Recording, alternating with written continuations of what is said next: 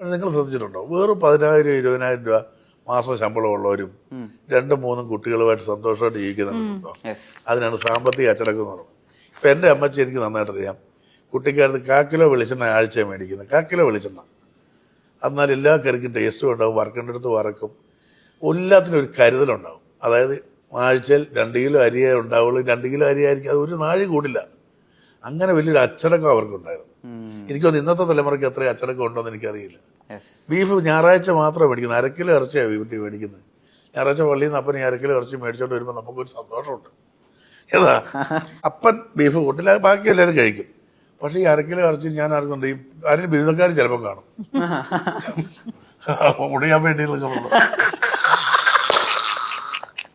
അപ്പൊ അമ്മച്ചി എന്താ വെച്ചാൽ ചില ഉരുളക്കിഴങ്ങ് സവോളയും കൂട്ടും, കൂട്ടിയിട്ട് ഒരു പെരളം കറി വെക്കും. നിങ്ങൾക്ക് ആരും പറഞ്ഞാൽ വിശ്വസിക്കില്ല. രാവിലെ സ്കൂളിൽ കൊണ്ടുപോകാൻ ആ ചോറിൻ്റെ അറ്റത്ത് അമ്മച്ചി ആ സ്നേഹം കൊണ്ട് ചില കരിഞ്ഞ ഒലത്തിറച്ചിയില്ലേ, തേങ്ങാക്കൊന്നോട് കൂടി ശകലം മൂലയ്ക്ക് വെച്ചേക്കും. ഏതാ തലേദിവസത്തിന്റെ ബാക്കിയാ. ഇന്നൊക്കെ അങ്ങനെയാണോ? ഇന്നൊക്കെ ഓരോരുത്തർ മേടിക്കും 4-5 കിലോ ഇറച്ചി ഒരാഴ്ച മേടിച്ചിട്ട് അങ്ങ് തിന്നുക. മറ്റേത് കൊതിക്കുന്ന ഒരു കാലമില്ലേ?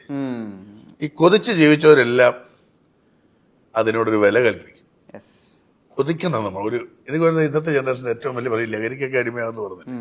ഇവർക്കൊന്നും കൊതിയില്ല, എല്ലാം കിട്ടിക്കഴിഞ്ഞിട്ട് ഇനി എന്ത് കിട്ടും, ഇനിച്ച പുഴാൻ കിട്ടുമോ അല്ലെ പരാമർ കിട്ടുമോ എന്ന് ചോദിച്ച് നടക്കുന്നവന്മാർ. എല്ലാം ഉണ്ടേ, എല്ലാം എന്താ കിട്ടാത്ത, എല്ലാം ഷവർമ മറ്റേത് മറിച്ചത് എല്ലാവരും കുത്തിക്കയറ്റി കൊടുത്തു. അവിടെ നിന്ന് മറ്റേത് കാർഡ് മറ്റേത് മറിച്ചത് ചെയ്തു, ഓരോ ആപ്പും എല്ലാം കൊടുക്കുക.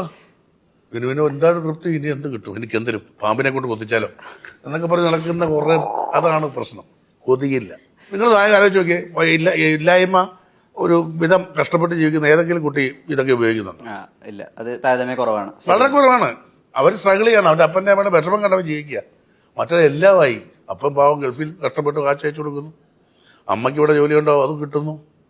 എന്നിട്ട് ഇവൻ്റെ മൊബൈലിൽ കൊണ്ട് എന്തൊക്കെയോ ചെയ്യുന്നു.